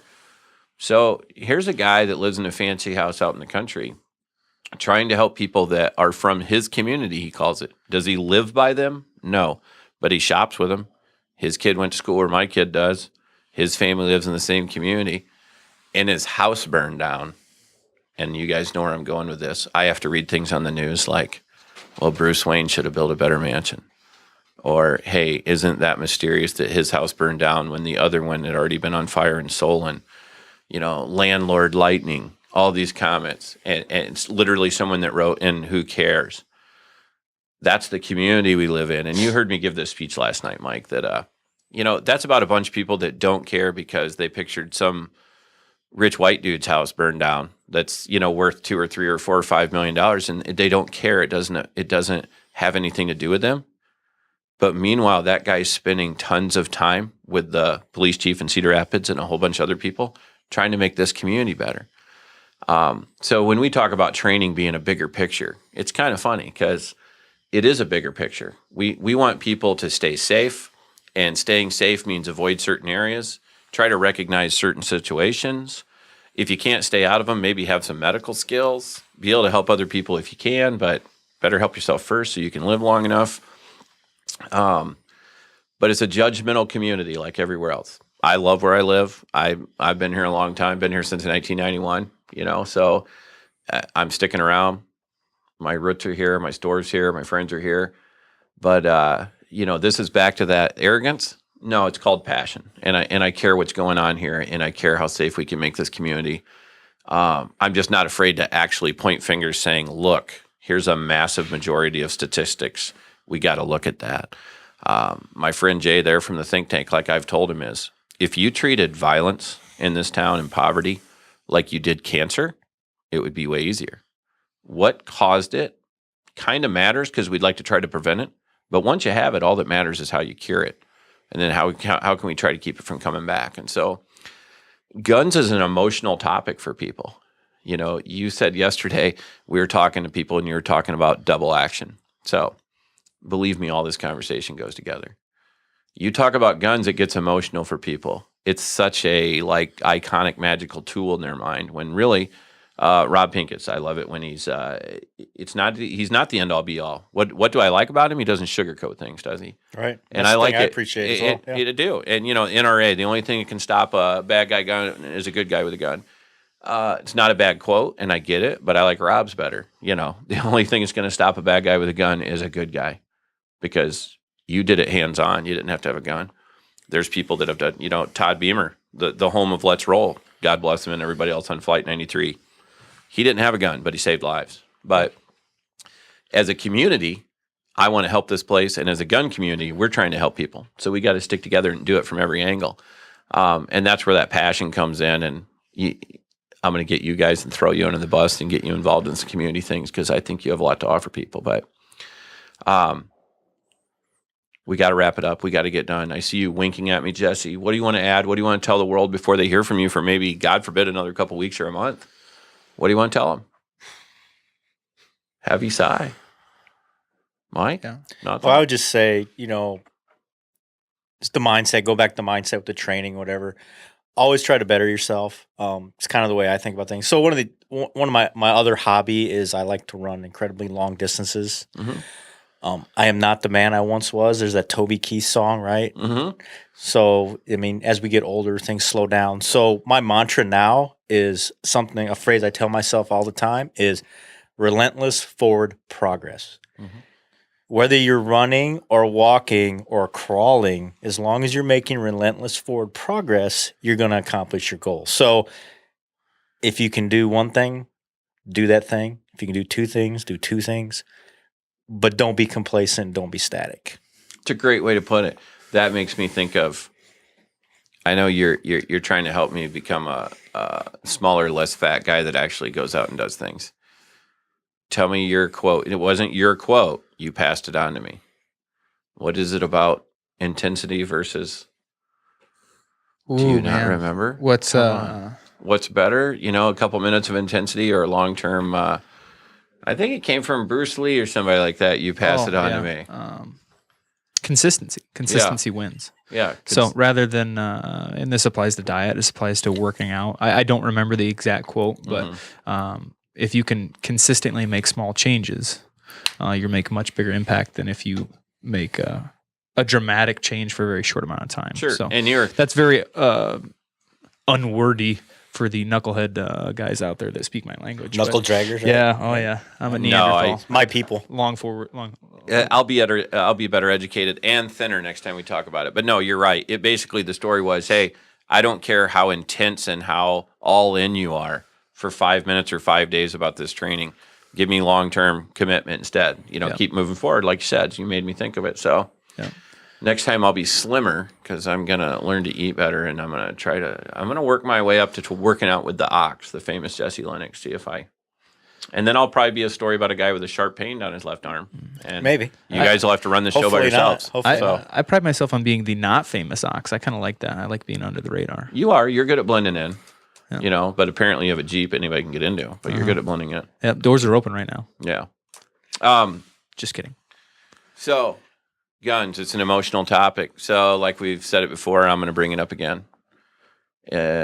How many times have people followed us on Facebook, they get all mad, they want to beat up on Ernie about guns, and we tell everybody it's not about the gun, it's about bad guys and what they're willing to do with or without guns. So, Jesse, thanks for joining us.